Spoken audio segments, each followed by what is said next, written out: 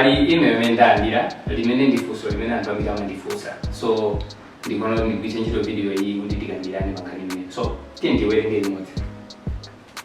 Muli bwanji? Dr. Chikaguda. Dzina langa ndi dzina lonse tilichula for privacy and confidentiality sake.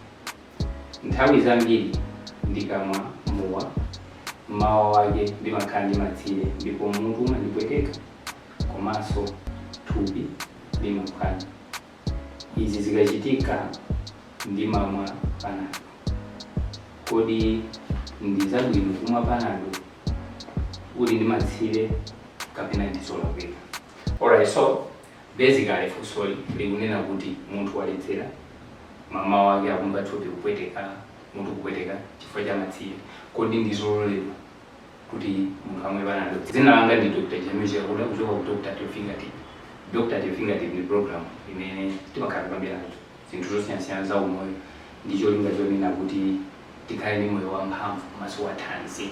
So nkhani ineyo yokhudza kuti munthu wamwamowa ali ndi matsire then amwe panado, ineyo ndiyo kuti sindikugwirizana nayo kapena sindigwirizana nayo pachifukwa chonena kuti munthu akamwa mowa uja umadutsa kayi kuliva kuti ukachititsidwe mphamvu kena kumapita ku system. As a result munthu akatwa mowa nthawi yayitali kapena kumwetsa mowa uja amatha kupanga develop matenda amene timati alcohol liver disease kapena so amatha kupanga develop liver cirrhosis, liver imazakhala ngati yatani yawonongeka.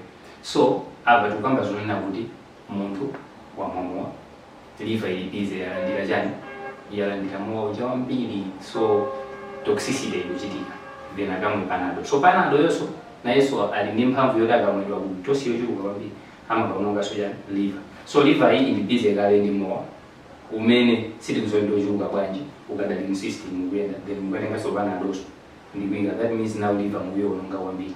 So ineyo recommendation yanga ndiyo kuti ngati mwamwamowa mukufika kuti mwini matsire thupi kupweteka ndi zina zotero, kumwa madzi so muzimwa madzi ochuluka. Madzi ochuluka ajaza ngati akona galiti ya mowa uja, then as a result mupeza kuna kuti liver yanu simunayike pa ntchito yochuluka, so simungayiononge.